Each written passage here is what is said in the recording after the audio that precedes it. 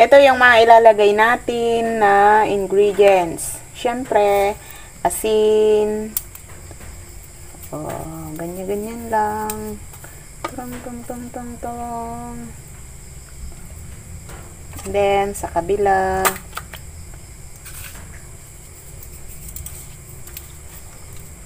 spread lang natin para hindi maalat yung part na iba. May natirang ano. And then vinegar. Yung vinegar, gawa ko po yan mula sa saging.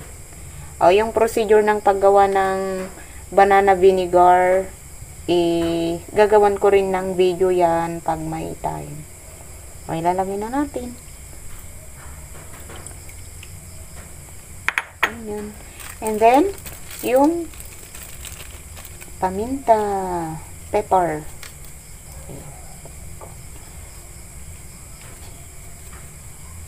Yung fine ang ginamit ko para hindi malasahan ng anak ko na pihikan.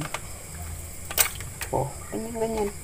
Siyempre, mas masarap pag kamay ang naghalo-halo ng mga ingredients. And then, siyempre, yung bango.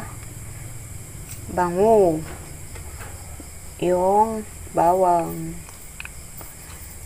Ganyan na lang siya. Okay. Ibabad natin siya for few minutes. 10 to 15 minutes. And then, ready na for frying ang ating deboned bangus. Okay. Thank you for watching, guys. Mamaya yung final output.